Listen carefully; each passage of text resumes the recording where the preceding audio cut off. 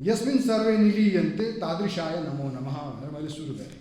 रमाकान्त भन्दाखेरि हाम्रो हैन उहाँ गुरुजी पनि हुनुभयो अनि रमाकान्त भन्दा भगवान् विष्णु दुईजनाको मैले तुलना गरेर यहाँ गरेँ। अनि त्यस पछाडि शुक्लवर्य, किनभने रमाकान्त शुक्ल हुनुहुन्थ्यो, शुक्लवर्यो हि तत्तुल्य, शुक्लवर्य जो रमाकान्त शुक्लजी हुनुहुन्थ्यो उहाँ चाहिँ तत्तुल्य रमाकान्त यानी भगवान् विष्णुको समान भनेर मैले यहाँ दर्शाएँ।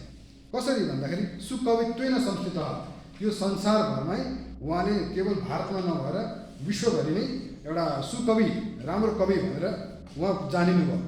भाषितो येन देशोऽयं, जसको द्वारा यो देश भाषित छ यानी प्रज्वलित छ यो देश, सञ्जीवेदि ससर्वदा, त्यस्ता व्यक्ति विशेष पुरुष विशेष विद्वान विशेष चाहिँ सधैँभरि रहिरहन् भनेर मैले जनाएँ।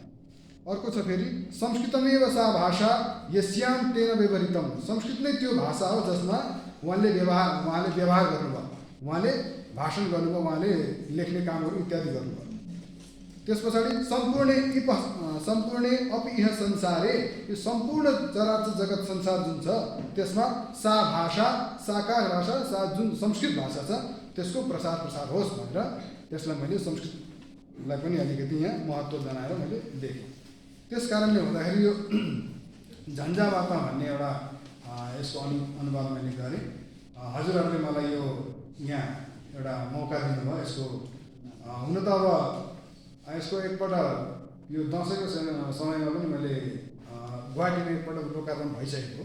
यो मैले पहिला चाहिँ यहाँ कुरा गरेँ थिएँ, समय नपाउँदाखेरि यो हाम्रो रुद्र बराल मेरो मामा ससुरा हुनुहुन्छ, साहित्यकार हुनुहुन्छ आसाममा, त आसाममा आउनुहुँदैछ। त्यसो भए किताब पनि लिएर आउनुहोस्, मेरो पुस्तकालय पनि उद्घाटन गर्नु छ, त्यसै मौकामा तपाईँको लोकार्पण हुन्छ भनेर गर्नुभएको थियो। त्यहाँ पनि भयो। अनि यहाँ गर्न हुन्छ भन्दाखेरि हुन्छ भनेर चाहिँ मैले यहाँ गर्न खोजेँ। त्यो हुँदाखेरि यसो छ। अनि हजुरहरू सबैलाई एकदम हार्दिक नमन, धन्यवाद।